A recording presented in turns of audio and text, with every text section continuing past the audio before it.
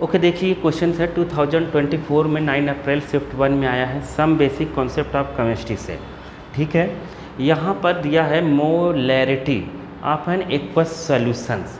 Aqueous solutions मतलब पानी मिला होगा उसमें। ठीक है, सॉल्यूशंस में पानी होगा सॉल्वेंट के फॉर्म में, कंटेनिंग x ग्राम एनहाइड्रेट CuSO4। एनहाइड्रेट क्यों दिया है वो, क्योंकि CuSO4 का एक फॉर्म और मिलता है, वो होता है 5H2, वो जो ब्लू कलर का होता है, तो ये हाइड्रेट कहलाता है। हाइड्रेट CuSO4 तो ये ब्लू कलर का होता है, तो ये जब पानी हट जाता है H2O हट जाता है तो ये एनहाइड्रेट कहलाता है। ठीक है, तो इसका अमाउंट x ग्राम है उस एक्वस सॉल्यूशन पर। और सॉल्यूशंस का जो वॉल्यूम है वो कितना है, सॉल्यूशंस का वॉल्यूम है 500 ml। ठीक है, एट 32 डिग्री सेल्सियस। तो ये कंफ्यूज करने के लिए दिया है, क्योंकि इस चैप्टर में हम लोगों ने कहीं भी इस डिग्री सेल्सियस टेम्परेचर का यूज नहीं पढ़ा, तो इसको हम कंसीडर नहीं करेंगे। ठीक है, अब यहाँ पर कैपिटल M दिया है, कभी भी कैपिटल M दे दे तो कैपिटल M का मतलब है अपने पास मोलैरिटी। मोलैरिटी वैसे यहाँ पर लिखा है कि ये मोलैरिटी दिया है, लेकिन अगर कभी ऐसा दे कॉन्सेंट्रेशन कैपिटल M के फॉर्म में दे तो हम समझ जाएंगे कि वो मोलैरिटी है।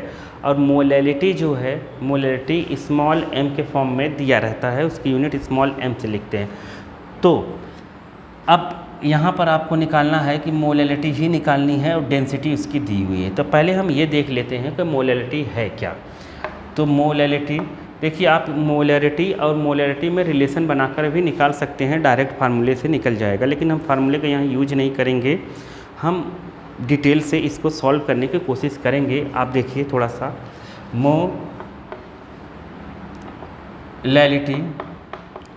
तो जो मोलैलिटी है वो होता है number of mole of solute. Solute नीचे क्या रहेगा, अपॉन में क्या रहता है, मास ऑफ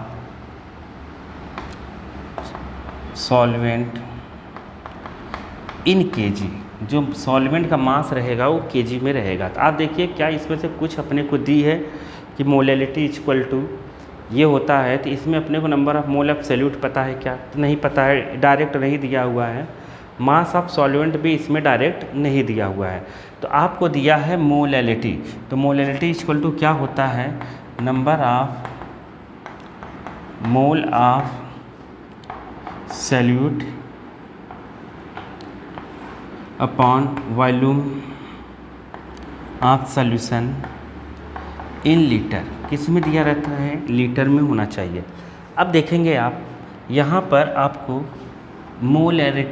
मोलैरिटी दी हुई है कितनी, 2 × 10⁻⁻⁻1। ओके, तो number of mole of solute को हम लोग ले लेते हैं N2 या N ही ले लीजिए, N ले लेते हैं। यहाँ वॉल्यूम ऑफ सॉल्यूशंस का वॉल्यूम देखिए कितना दिया है, 500। कितना दिया है, 500 ml। ओके, तो आपको काम ये करना है कि यहाँ जो वॉल्यूम लीटर में है इसको आपको लीटर में चेंज कर लेना है। ml को लीटर में चेंज करने के लिए 1000 से डिवाइड करेंगे तो ये m हट जाएगा, तो ये लीटर में कन्वर्ट हो गया। इसको कैंसिल करेंगे, 1000 से डिवाइड करना, 1000 डिवाइड करना है तो ये हो जाएगा 1/2। 1/2 का यहाँ इंटू करेंगे तो n इक्वल टू ये number of mole of solute आ जाएगा अपने पास 1/2, 2 × 10⁻⁻1। ये कैंसिल, 10⁻⁻1 देखिए number of mole of solute कितना आ गया, 10⁻⁻1। अब आपको निकालना है मास ऑफ सॉल्वेंट। तो मास ऑफ सॉल्वेंट हम कैसे निकालेंगे, तो आप देखिए ये डेंसिटी जो दी है, डेंसिटी वो किसकी दी है, सॉल्यूशंस की। सॉल्यूशंस की डेंसिटी दी है 1 ml में। डेंसिटी का मतलब होता है मास पर वॉल्यूम, मतलब मास जो रहेगा ऊपर रहेगा और वॉल्यूम नीचे रहेगा। तो वॉल्यूम 1 ml है, मतलब डेंसिटी जो दी है आप ध्यान से देखेंगे 1.25 ग्राम पर ml, मतलब 1 ml में कितना मास हो गया सॉल्यूशंस का, 1 ml में सॉल्यूशंस का कितना मास होगा, इतना। और अपने को कितना दिया है, 500 ml दिया है। कितना दिया है, 500 ml। 1 ml में इतना होता है तो 500 ml में कितना होगा, तो 500 का यहाँ इंटू कर देंगे। ठीक है, तो 500 का इंटू कर दीजिए तो ये मास हो गया ग्राम में किसका, किसका मास हो गया, ये डेंसिटी किसकी थी, सॉल्यूशंस की, सॉल्यूशंस की डेंसिटी थी, इसलिए मास भी ये किसका निकल के आएगा, सॉल्यूशंस का। सॉल्यूशंस का मास कितना हुआ, 125 में 5 का इंटू करेंगे 625 और ये 2 जीरो पीछे ऐसे लगा देंगे, ठीक है। अब 2 डिजिट के बाद पॉइंट है, पॉइंट यहाँ लगाकर इसको 2 जीरो को कैंसिल कर दीजिए। 625 ग्राम मास आ गया किसका, सॉल्यूशंस का। ये मास किसका है, सॉल्यूशंस का। तो आपको लेकिन मास चाहिए किसका, तो आपको मास चाहिए सॉल्वेंट का, वो भी केजी में। तो अभी केजी में कन्वर्ट कर लेंगे इसको 1000 से डिवाइड करके, क्योंकि 1 ग्राम इक्वल टू होता है 1/1000 केजी, समझ गए। 1 ग्राम इक्वल टू 1/1000 केजी, तो 1000 से इसको डिवाइड करोगे तो ये केजी में कन्वर्ट हो जाएगा। तो अब अपने को चाहिए मास ऑफ सॉल्वेंट। तो सॉल्वेंट का मास निकालने के लिए हम ऐसे लिख सकते हैं, mass of solutions, mass of solutions minus mass of solute, mass of solute. तो मास ऑफ सॉल्वेंट कितना है, तो मास ऑफ सॉल्वेंट है 625 माइनस, अभी 1000 से डिवाइड नहीं करते हैं हम, जब आ जाएगा यहाँ माइनस करने के बाद उसको 1000 से हम डिवाइड कर लेंगे, ओके। तो देखिए 625 से अब मास ऑफ, ये मास ऑफ सॉल्यूशंस है, सॉल्यूशन से सॉल्यूट को हटा देंगे, आ जाएगा सॉल्वेंट, ओके। तो सॉल्यूट का मास हम कैसे निकालें, तो अब फिर से आते हैं हम लोग यहाँ पर, ठीक है। ये देखिए, जैसे ये तो हो गया, आप समझ गए होंगे, इसको हटा देते हैं हम, इसको भी हटा देते हैं। अब देखिए यहाँ पर जो हम लोगों ने निकाला था, ये नंबर ऑफ मोल ऑफ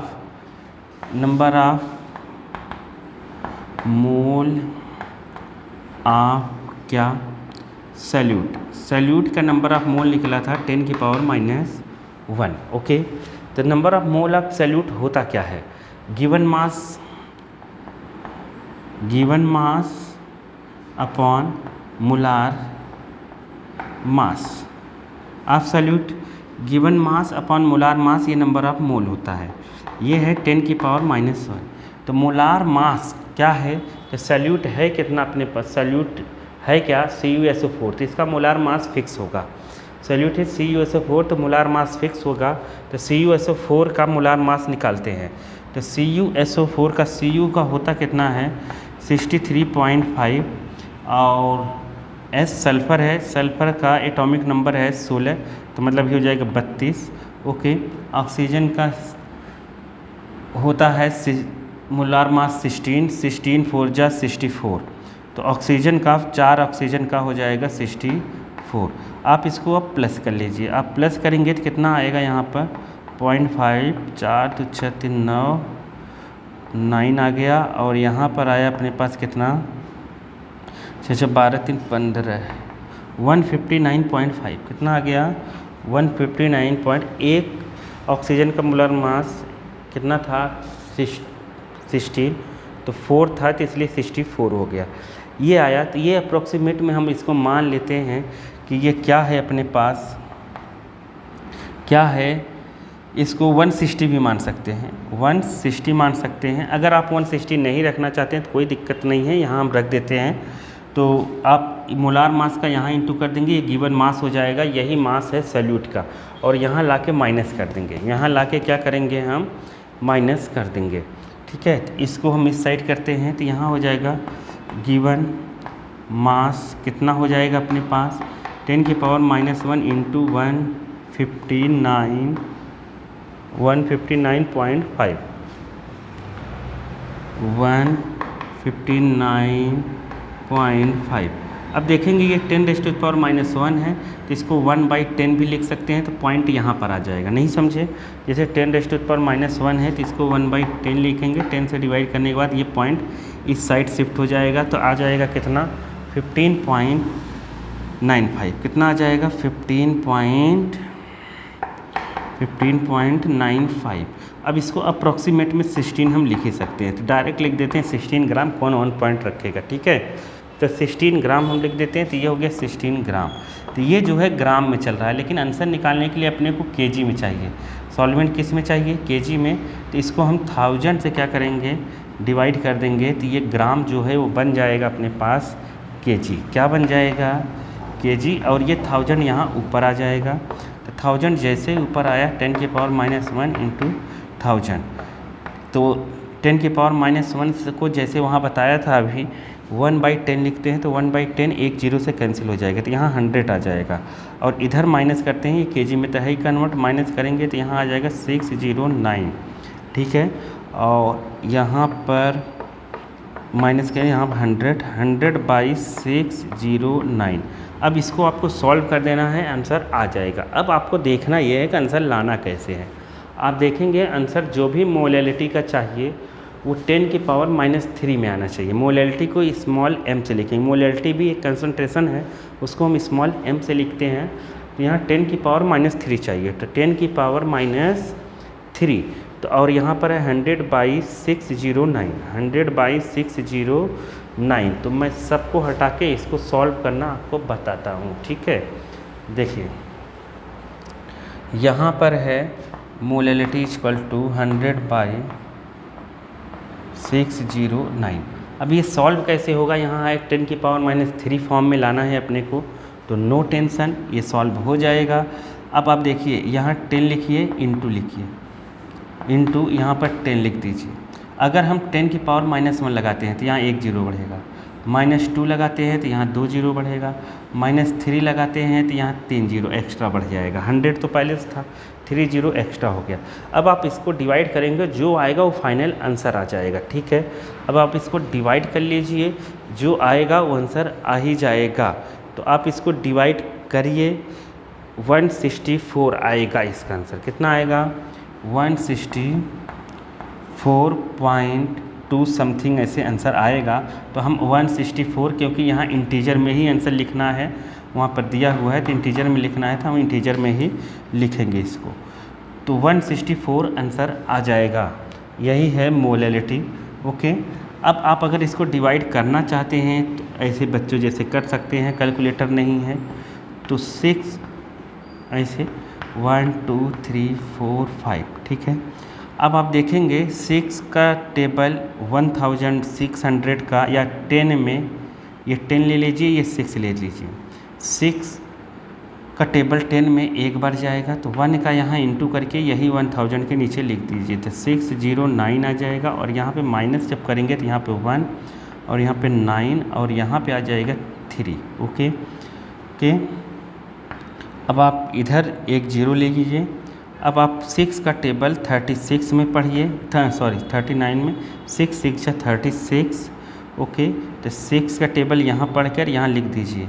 तो ये तो केवल अप्रॉक्सीमेट में बताने के लिए होता है कितनी बार में जा रहा है, बाकी इसका टेबल यहाँ पढ़ के यहाँ जब लिखेंगे तो एग्जैक्ट नंबर वही होगा। 6 9 जा 54 और 6 6 जा 36। ओके, अब यहाँ से माइनस करेंगे, 10 से 4 जाएगा 6 आ जाएगा, और यहाँ पर 10 बचा, 10 से 5 और यहाँ पर 8 से 6 जाएगा 2 आएगा। ओके, अब फिर से एक जीरो अपने पास बचा है तो ये भी ले लो।